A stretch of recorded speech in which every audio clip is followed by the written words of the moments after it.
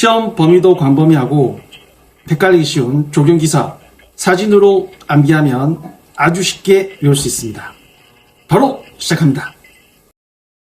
22년 3월 조경기사 필기 기출문제 풀이 핵심 키워드로 풀이를 합니다. 2번 반복되며 두 번째는 축약 풀이 됩니다. 다음 조선시대 사직단에 관한 설명 중 틀린 것은 이렇게 되어 있습니다. 사직단이 뭔지 우선 알아야겠죠. 이게 사직단 사진인데 이 사직단이란 것은 땅의 신, 곡식의 신에게 제사 지내는 단이 사직단입니다. 제사할 때 사자죠. 좀 더 자세히 보면 궁궐의 오른쪽에 사직단을 세웠고 사직단은 국사단의 동쪽과 서쪽으로 나뉜다라고 되어 있습니다. 두 사직의 외곽 기단부 사방에 홍살문을 두었다라고 되어 있습니다. 홍살문이 뭐냐? 빨간색의 문이란 뜻입니다. 홍살문. 여기서 포인트가 뭐냐면 궁궐의 오른쪽이라 되어 있습니다. 하지만 밑에 보니까 국사단의 동쪽, 국직단의 서쪽으로 되어 있죠. 이게 헷갈리는 포인트입니다. 자, 궁궐의 어느 쪽? 궁궐의 오른팔이다. 사직단은 이렇게 보시면 됩니다. 1, 2, 3, 4번 보니까 1. 동양의 우주관에 의해 궁궐의 왼쪽에 사직단을 두었다. 오른팔이라고 했죠. 그럼 뭡니까? 틀린 거. 궁궐의 오른팔인데 궁궐의 왼쪽이라고요. 이게 틀린 겁니다. 바로 끝나죠. 자, 맞는 것은 뭐냐? 토신의 제사 지내는 사단을 사직단 동쪽에 두었다. 곡식의 신의 제사 지내는 직단을 사직단 서쪽에 두었다. 두 사직의 외곽 기단부 사방에 홍살문을 두었다가 되겠습니다. 기단부가 무엇이냐? 기단부는 건물의 하중을 지면으로 골고루 분산시키고 습기나 빗물로부터 건물을 보호하기 위해 털을 반듯하게 다듬은 후에 한층 높게 쌓은 기초 단위입니다. 기초가 되는 단의 부분이 기단부입니다. 다음 조선시대 사직단에 관한 설명 중 틀린 것은 무엇인가? 라고 되어 있습니다. 사직단은 제사를 지내는 단입니다. 궁궐의 오른쪽, 궁궐의 오른팔입니다. 그래서 답을 보니까 1번 동양의 우주관에 의해 궁궐 왼쪽에 사직단을 두었다가 틀린 답이 되겠습니다. 중국 조경의 특징 중 태호석을 고를 때 주요 고려 요소가 아닌 것은 이렇게 됐습니다. 태호석이 뭔지부터 알아야겠죠. 이렇게 생긴 게 태호석인데 중국 여행 가면 볼 수 있는 이런 괴암석입니다. 구멍이 뻥뻥 뚫려 있고 이상하게 생길수록 더 가치가 있습니다. 태호석의 4대 원칙은 뭐냐? 투과의 투입니다. 구멍이 서로 시원하게 뚫려 있어서 소통이 잘 되어야 한다. 수척하다 할 때 수입니다. 돌의 몸매가 마르고 날렵하여 강한 선을 지녀야 한다. 누수의 누입니다. 물을 부으면 아래 여러 구멍으로 물이 흘러나와야 한다. 추하답니다. 돌의 표면에 세밀하고 복잡한 주름 같은 질감이 있어야 하고 준이라고도 읽습니다. 누수라고 그랬죠. 경치의 경이죠. 수는 수척하다. 추는 추하다. 주름졌다. 여기서 없는 것은 경이 되겠습니다. 틀린 답은 경치가 되겠습니다. 외우는 방법은 투수가 누추예요. 누추한 투수가 태호석 옆에 있는 거야. 누추투수. 중국 조경의 특징 중 태호석을 고를 때 주요 고려 요소가 아닌 것은 태호석은 구멍이 뻥뻥 뚫린 괴암석입니다. 태호석은 누추한 투수, 누추투수, 누수가 있고 추에서 주름이 있고 투화가 돼서 구멍이 똥똥 뚫려 있습니다. 수는 수척해서 날씬한 편입니다. 여기서 없는 것은 경이 되겠습니다. 르네상스 시대 바로크식 정원의 특징과 관계가 먼 것입니다. 르네상스 바로크식 정원의 특징 하니까 생각나는 게 뭡니까? 가장 유명한 것은 베르사유 궁전의 정원입니다. 바로크식 정원이라는 것은 프랑스 사람이 볼 때 이탈리아의 아기자기한 정원이 예뻐요. 근데 이탈리아보다 더 멋지게 만들고 싶은 거야. 어떻게? 거대하고 아주 스케일이 크게. 그래서 아주 거대한 규모로 화려하고 장식과 물의 동적인 움직임을 더해서 프랑스 왕의 절대 권력을 과시하기 위한 양식이 바로 바로크식 정원입니다. 이 사진이 힌트예요. 동굴, 토피아리는 가위손이 이렇게 샥샥샥 해가지고 강아지 모양 이렇게 만드는 게 토피아리입니다. 격자 울타리는 지금 사진에 보이지가 않죠. 아주 스케일이 크게 만들었는데 그 사이사이에 격자 울타리를 치는 것 자체가 너무 거추장스러운 거예요. 비밀 분천에서 히든 분수라 그래가지고 분수를 곳곳에다가 배치를 했습니다. 답은 격자 울타리. 르네상스 시대 바로크식 정원의 특징과 가장 관계가 먼 것은, 바로크식 정원이라는 것은 이탈리아의 아기자기한 그런 정원을 모방해서 좀 더 스케일이 크게 만든 프랑스식 정원이 되겠습니다. 아주 크게. 그러다 보니까 여러 가지 요소를 넣었는데 넣지 않은 요소는 격자 울타리가 되겠습니다. 인도의 타지마할은 어떤 목적으로 만든 건축물인가?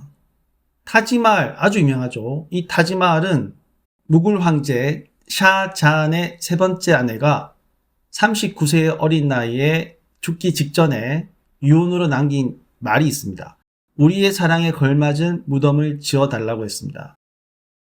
왕궁, 분묘 건축, 서민의 주택, 귀족의 별장, 분묘 건축이 되겠습니다. 묘지란 뜻이죠. 인도의 타지마할은 어떤 목적으로 만든 건축물인가? 인도의 무굴 황제 세 번째 아내가 죽으면서 유언을 남겼는데 우리의 사랑에 걸맞는 무덤을 지어달라고 했습니다. 사랑이 엄청 컸나 봅니다. 그래서 타지마할이라는 거대한 무덤을 만들었습니다. 답은 분묘 건축이 되겠습니다. 스페인 알함브라 궁전의 사자의 중정과 같이 4등분한 수로가 의미하는 반은 이라고 됐습니다. 중앙에 있는 정원을 중정이라고 합니다.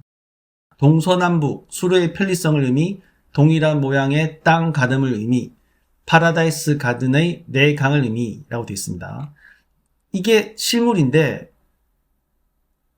네 방향으로 쫙 뻗어 있죠. 중간에는 사자 모양을 한 석상이 보입니다. 유명한 관광지고요. 스페인 알함브라 궁전의 사자의 중정 4등분된 수로는 바로 파라다이스 가든의 4강을 상징합니다. 다음 중 스페인 알함브라 궁전의 사자의 중정과 같이 4등분한 수로가 의미하는 바는 무엇인가? 라고 되어 있습니다. 이 수로는 4개의 강을 의미합니다. 동서남북도 아니고 수로의 편리성을 의미하는 것도 아니고 동일한 모양의 땅 가름을 의미하는 것도 아니고 네 강을 의미한다. 그래서 답은 4번이 되겠습니다. 동사 강목에 궁성의 남쪽에 못을 파고 20열이 밖에서 물을 끌어들이고 사방의 언덕에 버드나무를 심고 못 속에 섬을 만들었다는 기록이 나타난 시기는 이라고 되어 있습니다. 백제의 진사왕, 백제의 무왕, 신라의 경덕왕, 신라의 문무왕이라는 예가 있는데 동사 강목이라는 것은 이런 책입니다. 조선 후기 실학자 안정복이 단군 조선부터 고려 공양 왕까지를 강목체, 편년체로 소설한 역사서로 1778년에 완성한 책이 되겠습니다. 이 위에 있는 부분을 해석을 해보니까 궁궐의 남쪽에 큰 연못을 조성하고 8km 떨어진 곳에 물을 끌어와 채웠다. 연못 주변 언덕에는 버드나무를 심었고 연못 한가운데는 인공섬을 만들었다. 이게 어느 시절 어떤 왕이냐? 이 왕이 지금 물을 들고 있죠. 백제의 무왕입니다. 못을 파고 20열이 즉 8km 밖에서 물을 끌어와서 언덕에 버드나무를 심고 못 속에 섬을 만들었다는 기록이 있는 것은 물을 들고 있는 백제의 무왕이 되겠습니다.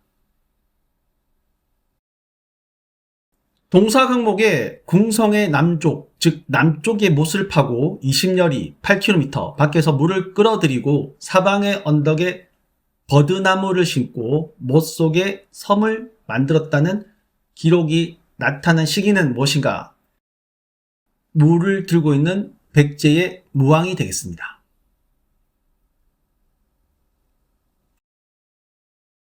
일본 교토에 위치한 실정, 즉 무로마치 시대의 전통 정원 가운데 은사탄, 인공 모래펄, 향월대 등의 경물이 있는 곳은 어디냐? 라고 되어 있습니다.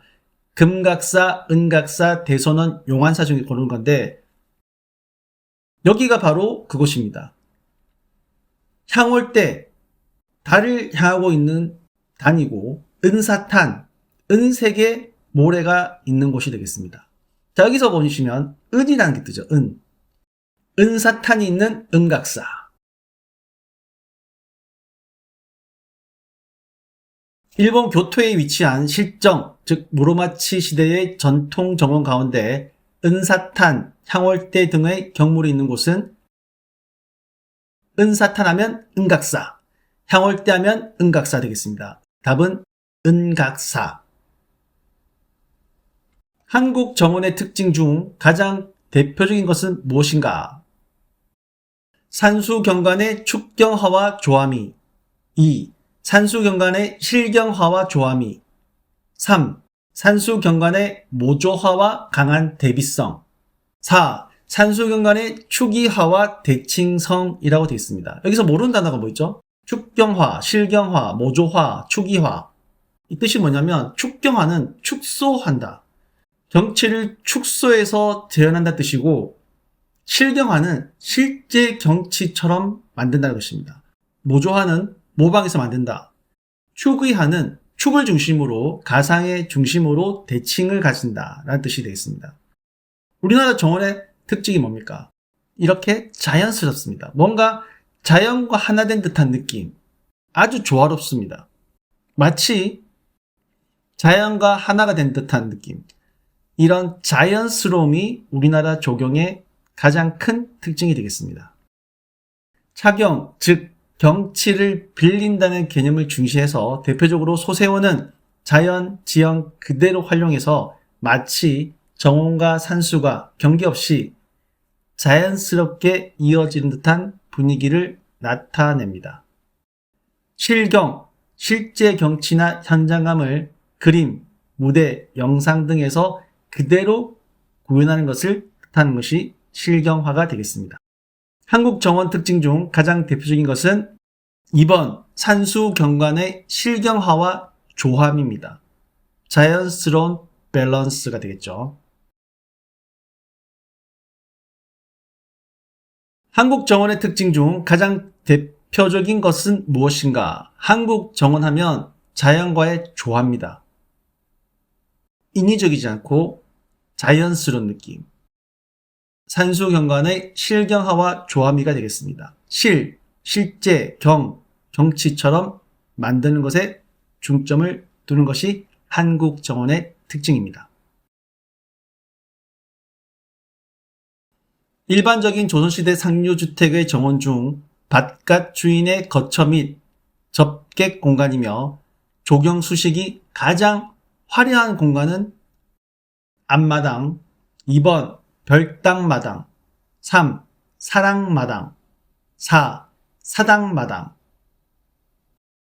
앞마당, 별당마당, 사랑마당, 사당마당 뜻이 뭐냐면 앞마당은 메이 되겠죠. 안채의 앞, 주로 여성 생활 공간이 되겠습니다. 별당마당은 별도로 있는 주된 건물 외의 공간이 되겠습니다. 사랑마당은 손님을 맞이하는 공간입니다. 사당마당은 조상의 신주를 모시는 주변 공간이 되겠습니다. 가장 화려해야 되는 곳, 남에게 보여주는 곳이 가장 화려해야겠죠. 사랑마당, 조경수식이 가장 화려한 공간입니다. 사랑채 앞에 있는 마당, 사랑마당에는 주홍색이 능소화를 중심으로 화초들은 늘 군락을 이루고 있었다는 기록이 있습니다. 접객 공간이라 딱 뜨면 사랑마당이 되겠습니다. 일반적인 조선시대 상류주택의 정원 중 바깥 주인의 거처 및 접객 공간이며 조경 수식이 가장 화려한 공간은 무엇인가? 접객 공간입니다. 손님을 맞이하는 공간. 가장 화려하겠죠. 손님을 맞이하는 공간은 사랑마당이 되겠습니다. 한국 조경에는 석교, 목교, 징검다리, 외나무 다리 등 다양한 형태가 설치되어 있는데 이 중 외나무 다리가 설치된 조경 유적은 원수는 외나무 다리에서 만난다는 말이 있습니다. 아주 자연 친화적인 자연과 하나 된 것 같은 느낌의 정원이 어디냐? 소세원입니다. 자연지형 그대로 활용한 소세원입니다. 전남 담양의 소세원. 한국 조경에는 석교, 목교, 징검다리, 외나무다리 등 다양한 형태가 설치되어 있는데 이 중 외나무다리가 설치된 조경 유적은 무엇인가? 자연과 하나된 것 같은 그런 정원을 가진 소세원이 되겠고 소세원은 전남 담양에 있습니다. 다음 중 일본 조경의 시초라 할 수 있는 사실과 가장 거리가 먼 것은 일본 서기, 용안사 석정, 수미산과 오교, 세인 노자공. 여기서 하나만 빼고 다 고대 7세기 아주 옛날입니다. 그럼 하나는 뭐냐? 이 사진을 보시면 바닥에 굵은 흰모래가 깔려있고 군데군데 돌이 있습니다. 여기가 어디냐? 일본의 용안사 석정이라는 곳입니다. 석, 돌이죠. 정은 정원. 고산수 정원이라고 해가지고 돌로 만든 정원이라는 뜻입니다. 이 용안사 석정은 15세기 후반에 만들어졌습니다. 나머지는 고대 7세기경에 만들어진 것이다. 용안사 석정만 다른 시대가 되겠습니다. 다른 보기는 일본 조경의 시초지만 일본 용안사 석정은 일본 조경의 시초가 아닙니다. 일본 서기와 수미산과 오교, 백제인 노자공은 고대 7세기 무렵이고 용안사 석정은 15세기 후반으로 용안사 석정이 정답이 되겠습니다. 다음 중 일본 조경의 시초라 할 수 있는 사실과 가장 거리가 먼 것은 일본 조경의 시초는 고대 7세기경이고 일본 서기, 수미산과 오교, 일본으로 넘어간 백제인 노자공이 대표적이고 용안사 석정은 석정 말 그대로 돌로 만든 정원입니다. 즉 식물이 없다는 거죠. 굵은 흰모래와 암석으로 구성된 석정이 되겠습니다. 15세기 후반에 만들어졌기 때문에 정답은 용안사 석정이 되겠습니다. 서양 조경사를 통시적으로 보아 역사적으로 나타난 정원 양식의 발달 순서로 적합한 것은 여기서 통시적이라는 것은 시간, 통에서입니다. 이렇게 한자어는 반대로 해석하면 쉽습니다. 시간을 통한 형식으로 보아서 역사적으로 나타난 정원 양식의 발달 순서로 적합한 것은 무엇인가? 라고 되어 있습니다. 서양 조경사죠.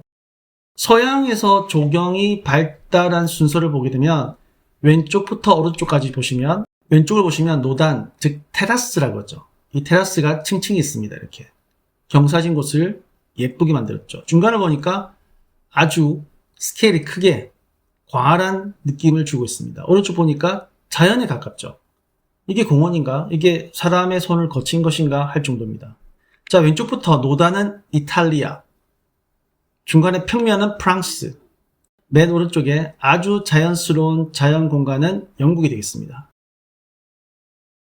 노단 평면 자연식입니다. 언덕 평면 자연, 노단 건축식, 평면 기하학식, 자연 풍경식. 서양 조경사를 통시적으로 보아 역사적으로 나타난 정원 양식의 발달 순서로 적합한 것은 서양 조경사를 시대를 관통해서 보면 어떻게 발달되었냐가 질문이 되겠습니다. 이 그림을 보시면 왼쪽이 이탈리아, 중간이 프랑스, 맨 오른쪽이 영국의 특징이 되겠습니다. 맨 왼쪽은 경사에 노단이 있는 이탈리아 방식, 중간에 평면은 프랑스, 맨 오른쪽에 자연스러운 곳은 영국이 되겠습니다. 정답은 노단 건축식, 평면 기하학식, 자연 풍경식. 프랑스 베르사유 궁원에서 사용된 파르테르란 명칭으로 가장 적당한 것은 지금 화단에서 프랑스 아가씨가 파르페를 먹고 있습니다. 파르페. 파르테르랑 발음이 비슷하죠. 파르테르 하면 화단입니다. 꽃이 이렇게 되어 있는 화단. 답은 화단, 파르테르입니다. 프랑스 베르사유 궁원에서 사용된 파르테르란 명칭으로 가장 적당한 것은 프랑스 아가씨가 파르테르, 즉 화단에서 파르페를 먹고 있습니다. 파르테르는 화단이라는 뜻입니다. 화단, 파르테르. 영국에 프랑스식 정원 양식을 도입하는데 공헌한 사람들 중 관계없는 인물은 르 노트르, 로즈, 페럿, 포프. 영국의 프랑스식 정원 양식을 도입하는데 공헌한 사람들 중에서 관계가 없는 인물을 고르는 문제가 되겠습니다. 여기서 도입이죠. 도입. 중요한 것은. 르 노트르는 프랑스 사람이고 조경가입니다. 로즈는 영국의 오네가이고 페로는 프랑스 건축가입니다. 포프는 영국인이고 시인입니다. 로즈는 이름부터 장미죠. 프랑스에서 조경을 배워가지고 다시 본국으로 가져가는, 즉 도입하는 데 공헌한 사람이고 포프는 영국의 시인입니다. 정답은 포프가 되겠습니다. 영국에 프랑스식 정원 양식을 도입하는 데 공헌한 사람들 중 관계없는 인물은 포프는 영국의 시인으로서 영국의 프랑스식 정원 양식을 도입하는 데 공헌한 사람이 아닙니다. TVA에 대한 설명 중 옳지 않은 것은 최초의 광역공원 개통, 미국 최초의 광역지역 계획, 계획 설계 과정에 조경가들이 대거 참여, 수자원 개발의 효시이자 지역 개발의 효시. 한 개만 틀리고 나머지는 다 맞는 겁니다. TVA가 뭔지 몰라도 예문을 보면 대충 짐작을 할 수 있습니다. 이런 대규모 공사입니다. 어떤 공사? 테네시강 유역의 개발 공사입니다. 1933년 루즈벨트 뉴딜 정책 중 하나가 되겠습니다. 그러면 이렇게 큰 대규모 공사가 아닌 것은 이 뭐겠습니까? 최초의 광역공원 개통이다 라고 되어 있는데 최초의 광역공원 개통은 찰스 엘리엇이 보스턴에서 한 것이 최초의 광역공원 개통이 되겠습니다. TVA에 대한 설명 중 옳지 않은 것은 최초의 광역공원 개통, 미국 최초의 광역지역 계획, 계획 설계 과정에서 조경가들이 대거 참여, 수자원 개발의 효시이자 지역 개발의 효시. 최초의 광역공원 개통은 찰스 엘리엇이 했고 보스턴에서 했습니다. 다산 초당 연못 조성과 관련된 그림, 중기삼봉 석가산에서 삼봉의 의미는 무엇인가? 봉이 세 개 있다는 것이죠. 이 세 개의 봉우리는 삼신상입니다. 복례 방장과 영주의 신선사상에 의한 삼신산을 상징한다. 삼봉은 삼신산이다 라고 보시면 됩니다. 복례는 신선의 궁궐의 뜻이고 방장은 신선들이 사는 거처, 영주는 바다 위의 섬을 뜻하는 말이 되겠습니다.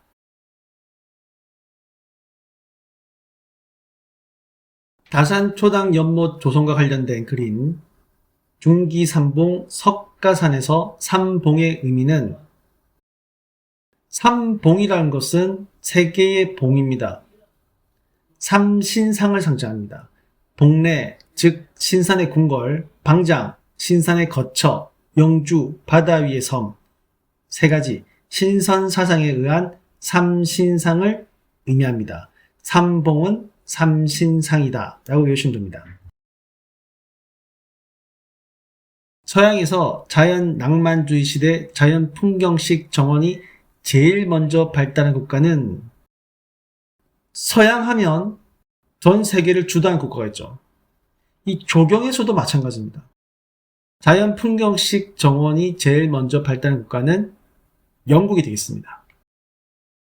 낭만주의 시대 자연 풍경 첫 번째 하면 떠오르는 나라는 영국. 정답은 영국입니다. 서양에서 낭만주의 시대 자연 풍경식 정원이 제일 먼저 발달한 국가는 유럽에서 낭만, 자연 풍경식 제일 먼저 발달한 국가 하면 영국이 되겠습니다. 낭만, 자연 풍경식, 영국. 이탈리아 조경 요소는 점, 선, 면적 요소로 나누어 볼 수 있는데 다음 중 점적 요소에 해당되지 않는 것은 이라는 것을 고른 문제인데 분수, 원정, 조각상, 연못. 점, 선, 면 세 가지 중에서 무언가가 되는데 약도라든지 안내판 같은 걸 보게 되면 점으로 구현할 수 있는 것, 점으로 구현하기가 쉽지 않은 것, 이걸 생각하시면 됩니다. 이탈리아 조경 구성 요소를 분류해 보면은 점적인 요소는 시선을 집중시키거나 특정 지점이 강조되는 요소입니다.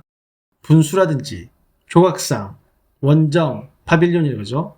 카지노, 수목항구루, 파빌리온은 정자 같은 거, 카지노, 작은 집입니다. 수목항구루 이런 것들을 점으로 묘사할 수 있는데 선적인 게 있습니다. 공간축을 형성하거나 방향성을 유도하는 것, 경사로, 계단, 이어져 있죠. 수로, 가로수길 이렇게 선으로 된 것이 선적 요소입니다. 면적 요성은 공간의 일정 면적을 차지하고 평면적인 겁니다. 연못이라든지 화단, 잔디밭, 숲 등이 되겠습니다. 이 사진을 보시면 이탈리아식 조경인데 아주 아기자기하고 복잡하죠. 여기서 점으로 할 수 있는 게 있고 점으로 할 수 없는 게 있습니다. 점의 요소로 볼 수 있는 게 분수, 원정, 즉 파빌리온이죠. 유럽식 정자가 원정, 파빌리온입니다. 조각 또 하나의 점으로 될 수 있죠. 나무도 그렇고. 여기서 연못은 넓은 면입니다. 정답은 연못이 되겠습니다. 이탈리아 조경 요소는 점, 선, 면적 요소로 나누어 볼 수 있는데 다음 중 점적 요소에 해당되지 않는 것은 이라는 문제가 되겠습니다. 분수, 원정, 조각상, 연못. 분수가 헷갈릴 수 있는데 분수의 면적은 그렇게 크지 않습니다. 보통. 분수도 점이고 원정, 즉 서양식 정자도 점이고 조각상도 하나의 점으로 할 수 있습니다. 하지만 연못은 넓게 퍼져 있기 때문에 점적 요소가 아니라 넓은 면적 요소가 되겠습니다.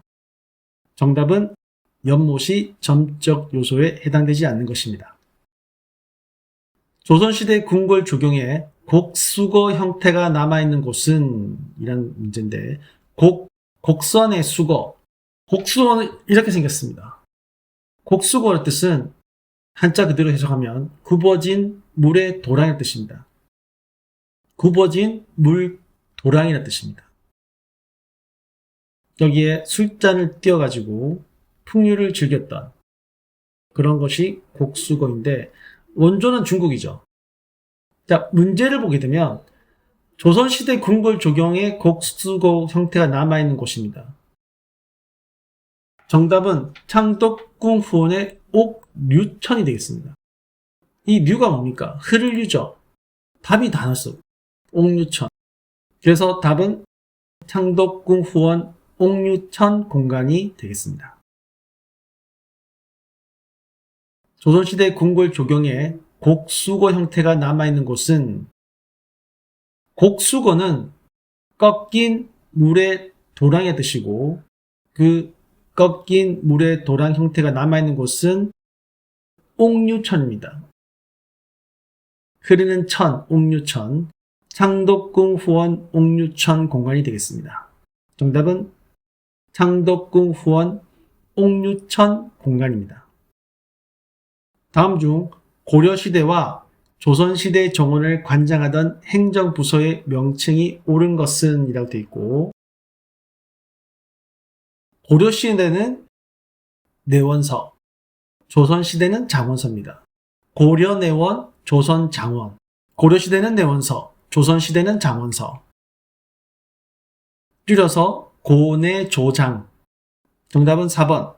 고려시대 내원서, 조선시대 장원서가 정원을 관장하던 행정부서의 명칭이 되겠습니다. 다음 중 고려시대와 조선시대 정원을 관장하던 행정부서의 명칭이 옳은 것은 고려시대 내원서, 조선시대 장원서, 고내조장. 정답은 4번. 고려시대 내원서, 조선시대 장원서가 되겠습니다. 자, 잊지 말고 구독과 좋아요 꼭 눌러주시고요. 구독과 좋아요는 합격 치트키가 되겠습니다. 비교적 큰 규모의 프로젝트, 예를 들어서 유원지나 국립공원을 수행할 때 기본 구상의 단계에서 가장 중요한 항목은 이라는 문제가 되겠습니다. 기본 구상, 생각만 하는 거죠. 토지 이용 및 식재, 토지 이용 및 동선, 동선 및 하부 구조, 시설물 배치 및 식재. 여기 1번과 2번을 보게 되면 토지 이용이라는 게 똑같이 있습니다. 이렇게 동일한 문구가 있는 문제가 유력하게 둘 중에 하나가 정답일 경우가 굉장히 많습니다. 문제를 보게 되면 큰 공사라고 했고 기본 구상 단계를 했습니다. 공사를 하기 전에 하기 때문에 토지를 어떻게 이용할 것인가, 길은 어떻게 닦을 것인가, 이게 가장 큰 레이아웃이 되겠죠. 기본 구상 단계는 토지 이용 및 동선이 되겠습니다. 1번의 식재는 그 다음 문제죠. 토지 이용 및 동선. 비교적 큰 규모의 프로젝트를 수행할 때 기본 구상의 단계에서 가장 중요한 항목은 큰 공사를 함에 있어 가지고 기본 구상을 할 때는 토지를 어떻게 이용할 것인가, 어떻게 동선을 맞출 것인가를 가장 중요하게 봐야 됩니다. 정답은 토지 이용 및 동선이 되겠습니다. 설문지 작성의 원칙과 거리가 먼 것은 직접적, 간접적 질문을 혼용하여 작성한다. 조사 목적 이외에도 기타 문항을 삽입하여 응답자를 지루하지 않게 배려한다. 보기를 보니까 약간 애매한 게 있죠. 응답자가 지루하지 않게 한다.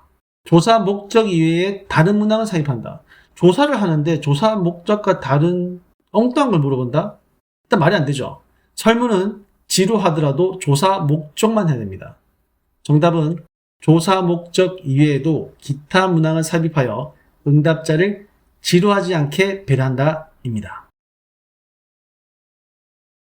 설문지 작성의 원칙과 거리가 먼 것은 1, 2, 3, 4번이 있는데 2번 조사 목적 이외에도 기타 문항을 삽입하여 응답자를 지루하지 않게 배려한다. 여기서 배려라고 뜨기 때문에 헷갈릴 수가 있는데 조사 목적에 벗어나면 안 됩니다. 설문지에서 조사 목적 외에 이런 게 들어가면 먼 것, 아닌 것의 정답이 되겠습니다.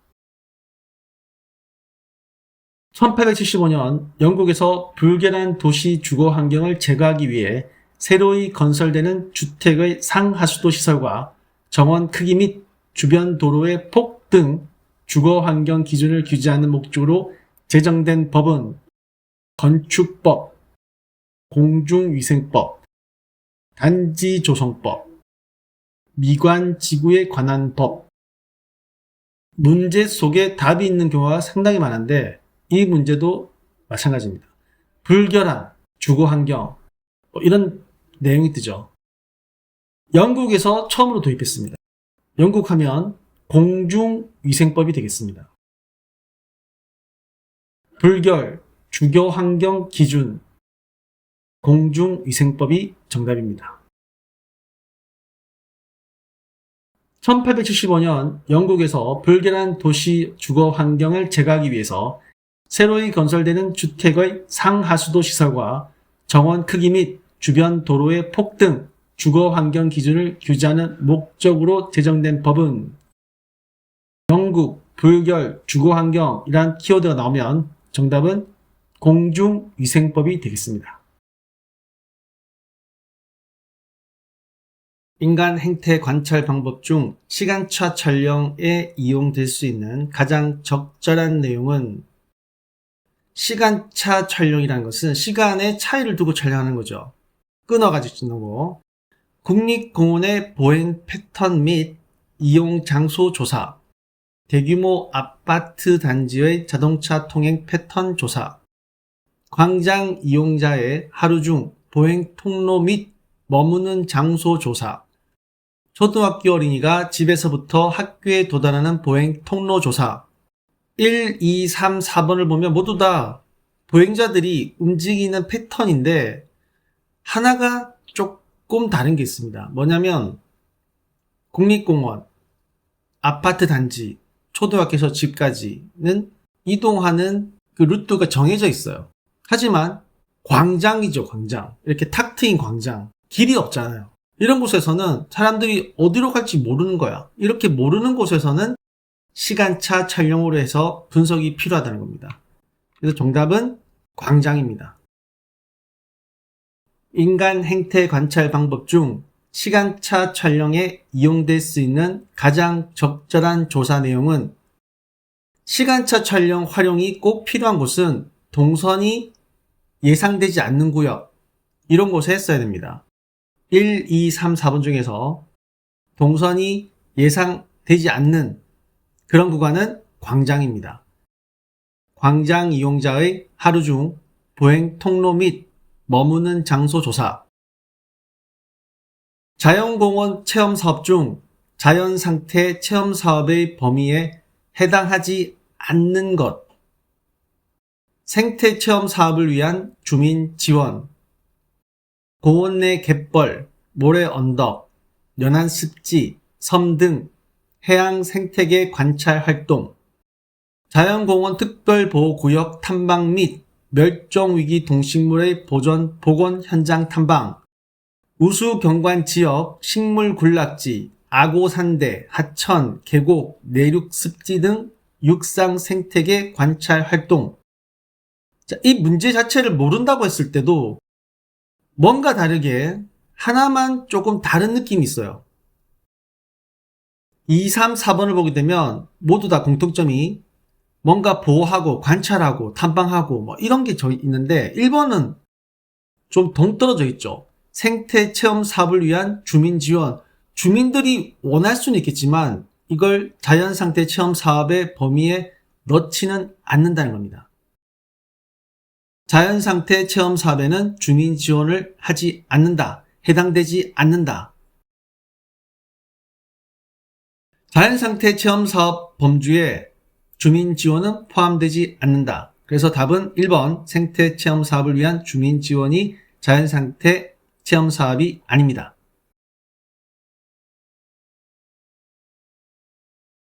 자연공원 체험 사업 중 자연상태 체험 사업의 범위에 해당하지 않는 것은 1, 2, 3, 4번이 있는데 2, 3, 4는 모두 다 관찰, 탐방, 복원 이런 같은 내용이 있지만 1번은 동떨어져 있습니다. 주민 지원이라는 생소한 게 들어있어요. 자연상태 체험 사업에 주민 지원 사업은 들어있지 않다. 주민 지원이 오답이 되겠습니다. 출입구가 2개 이상일 때 차로의 너비가 가장 큰 주차 형식은? 이라고 되어 있습니다. 사진처럼 출입구가 양쪽으로 있는 거. 여기서 차로의 넓이가 가장 크게 만들 수 있는 것은 직각주차입니다. 평행주차와 직각주차가 있죠. 평행은 나란히 있는 거. 꼬리에 꼬리를 물는 거. 직각주차는 우리가 흔히 하는 이런 주차 방식이 되겠습니다. 정답은 직각주차가 되겠습니다. 출입구가 2개 이상일 때 차로의 너비가 가장 큰 주차 형식은, 여기서 출입구 2개, 차로의 너비가 가장 큰 주차 형식은 딱 튀어나와야 됩니다. 뭐가? 직각주차. 출입구가 양방향으로 뚫려 있다. 차로의 너비가 가장 큰 주차 형식은 뭐다? 보통 우리가 가장 많이 하는 직각주차가 정답이 되겠습니다. 자연환경보전법 시행규칙상 시도지사 또는 지방환경관서의 장이 환경부 장관에게 보고해야 할 위임 업무 보고사항 중 생태, 경관 보전지역 등의 토지 매수 실적 보고는 연 몇 회를 기준으로 하는가? 여기서 생태, 경관 보전지역 등의 토지 매수 실적을 보고하는 것입니다. 보통 부동산 같은 경우는 그렇게 아주 다이나믹하게 한 달에 한 번 이렇게 하는 게 아니지 않습니까? 전세도 2년에 걸쳐서 합니다. 근데 이거는 정부에서 보고를 하는 거기 때문에 2년은 너무 길죠. 그래서 생태, 경관, 보전지역 등의 토지 매수 같은 경우는 연 1회 한 번만 합니다. 토지 매수 실적 보고는 연 몇 회 한다? 연 1회 한 번만 합니다. 자연환경보전법 시행규칙상 시도지사 또는 지방환경관서의 장이 환경부 장관에게 보고해야 할 위임 업무 보고사항 중에서 생태, 경관 보전지역 등의 토지 매수 실적 보고는 연 몇 회를 기준으로 하는가? 토지 매수 보고는 연 1회 한 번만 합니다. 주택단지의 밀도 중 주거 목적의 주택 용지만을 기준으로 한 것을 무엇이라 하는가? 총밀도, 순밀도, 용지밀도, 근린밀도라고 되어 있는데,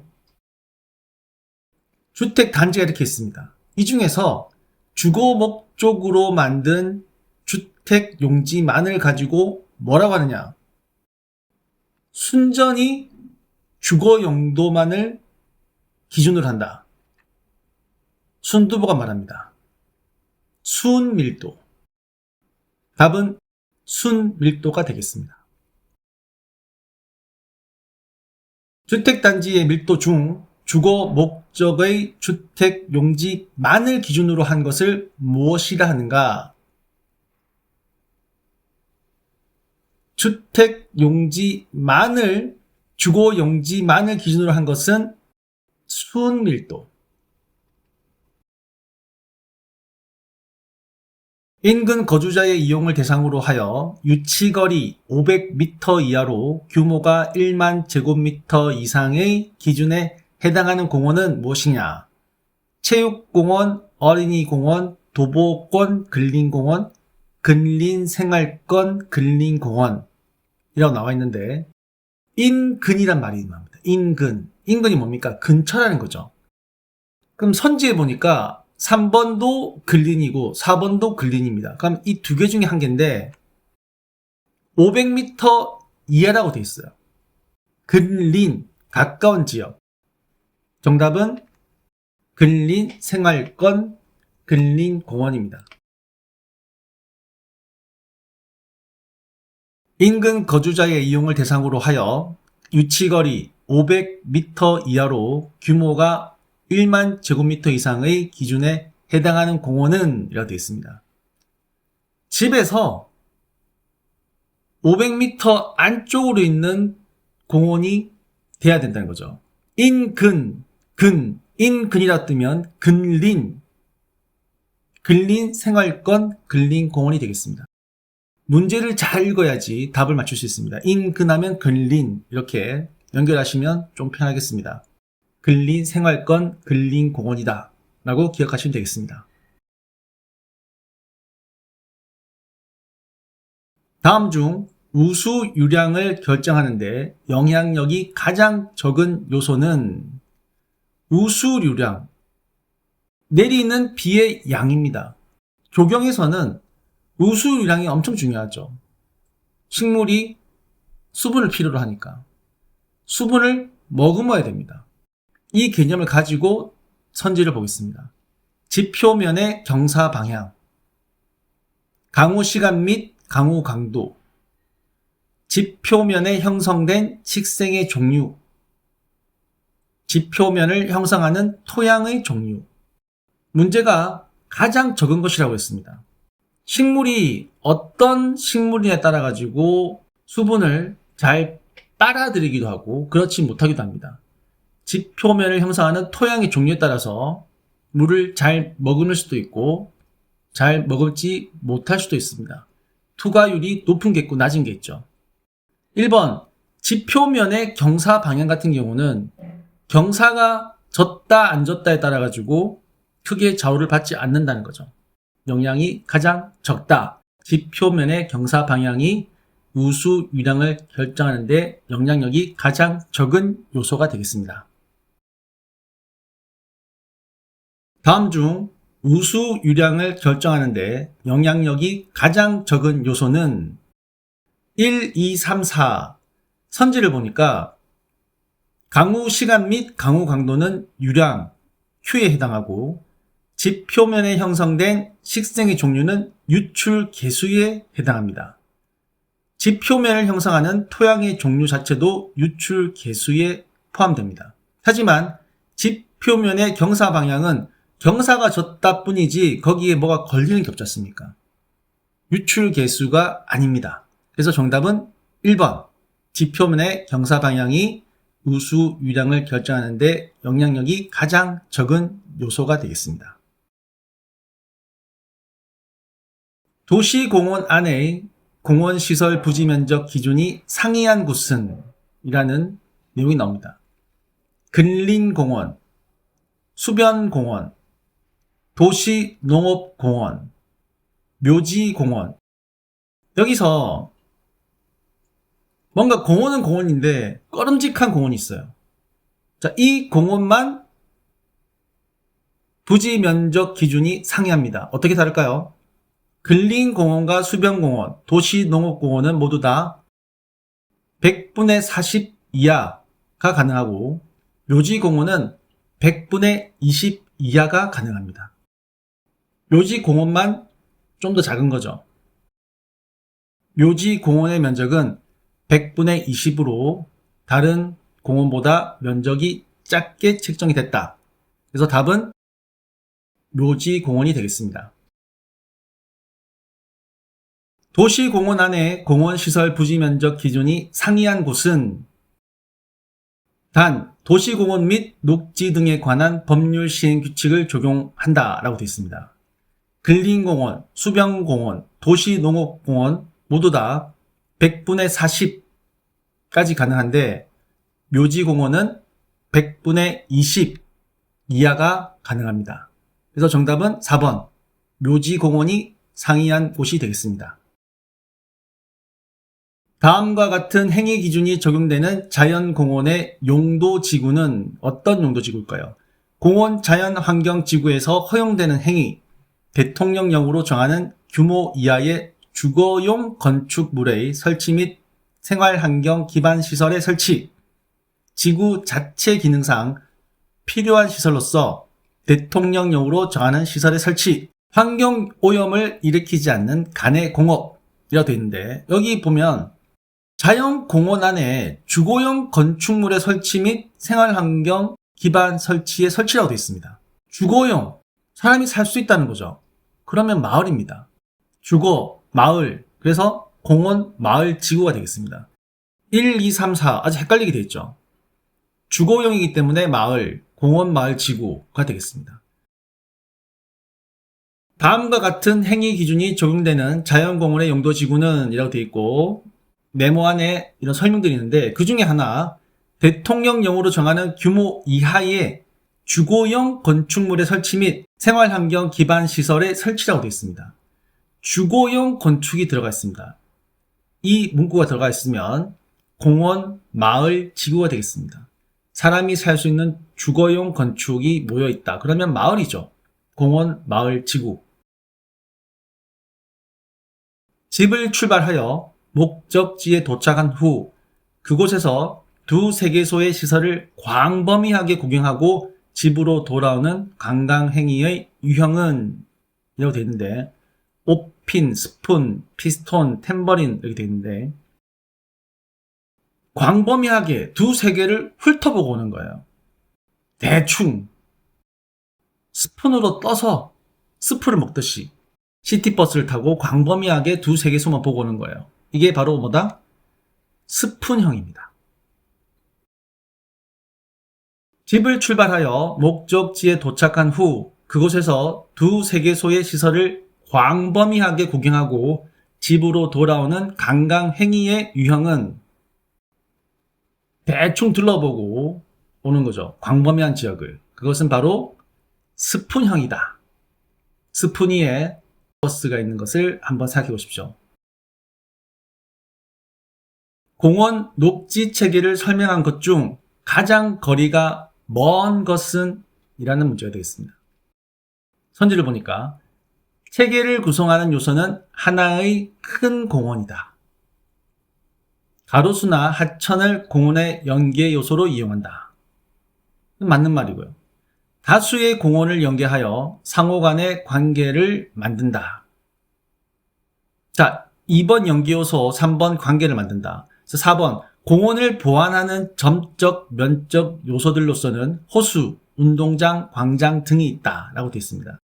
뭔가 2번, 3번, 4번을 보니까 연관돼 있다, 연계돼 있다, 뭐 보완, 상호 보완한다 이런 게 있는데, 1번은 체계를 구성한 요소는 하나의 큰 공원이라고 되어 있어요. 하나의 덩어리라고 되어 있어요.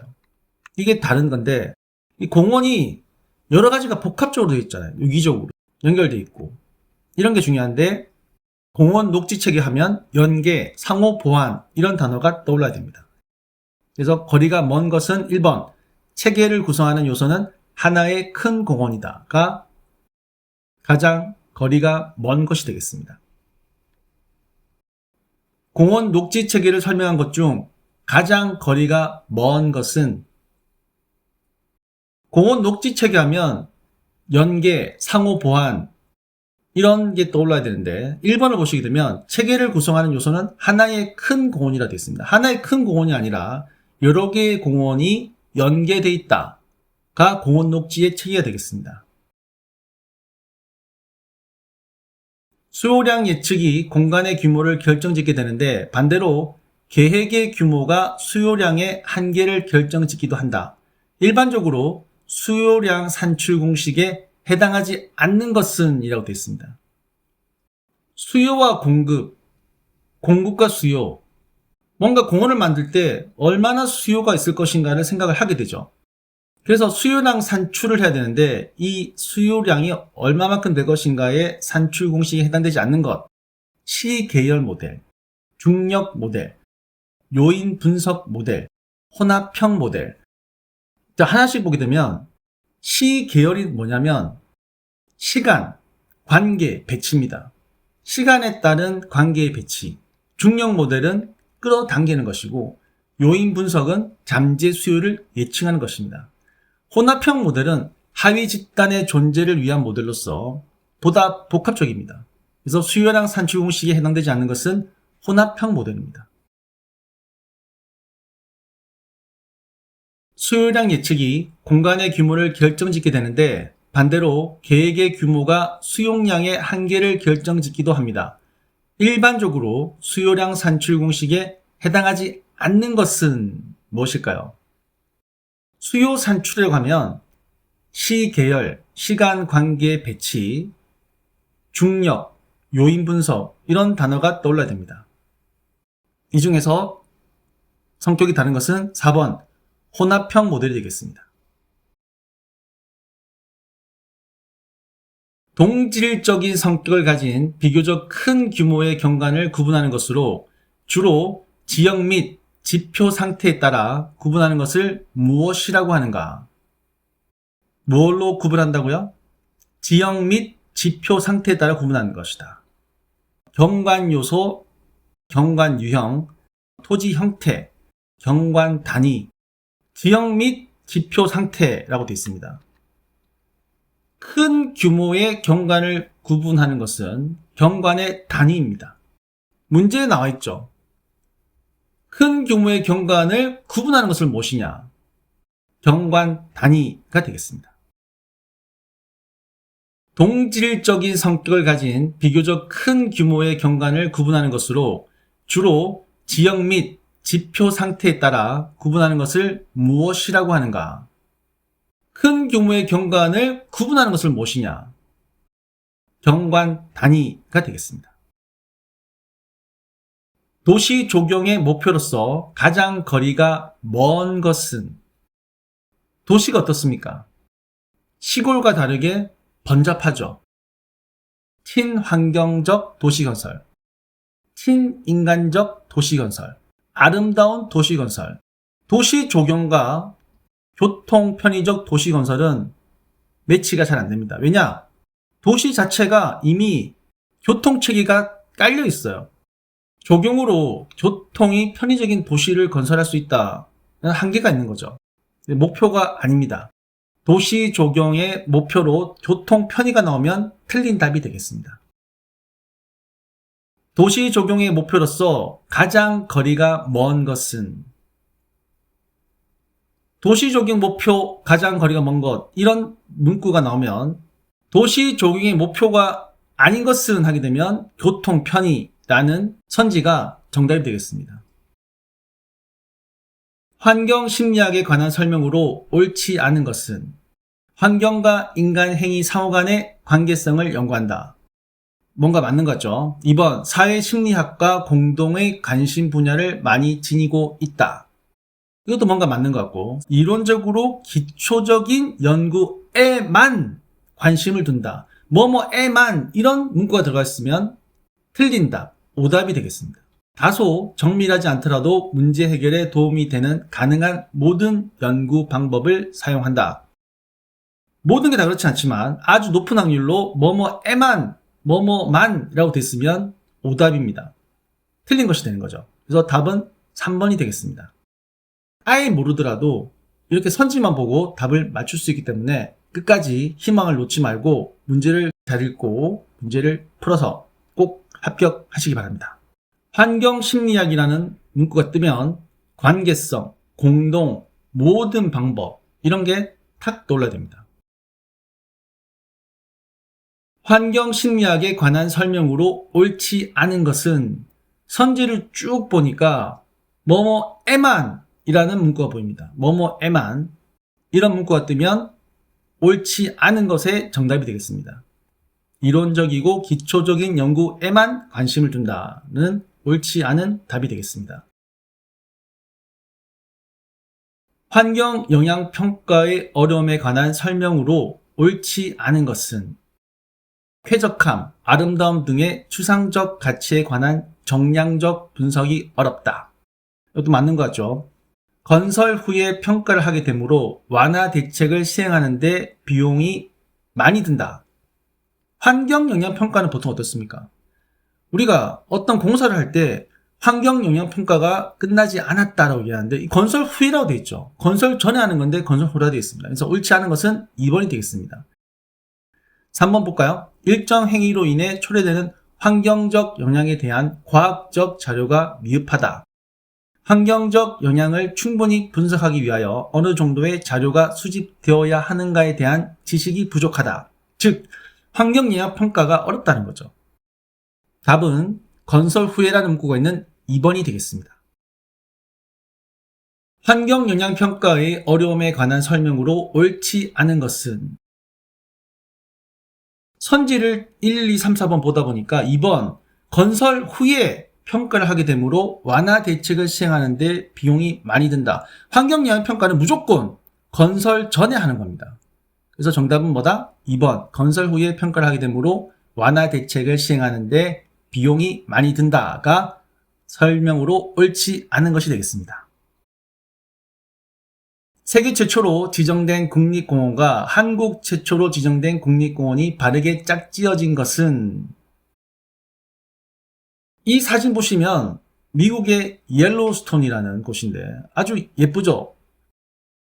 여기가 옐로우스톤입니다. 여기는 한국의 지리산.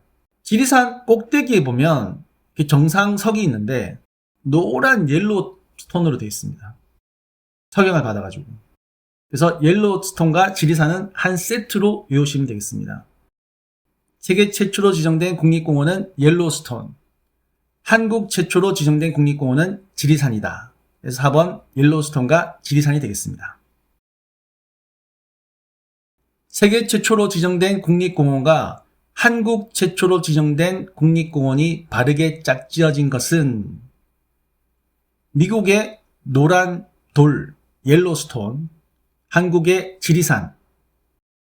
지리산 꼭대기에 있는 정상석이 노을을 받아가지고 노란 옐로우스톤이 되어버렸습니다.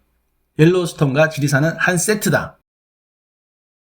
영상을 보시고 조금이라도 궁금한 점 있으면 바로 댓글로 남겨주십시오. 또 뵙겠습니다.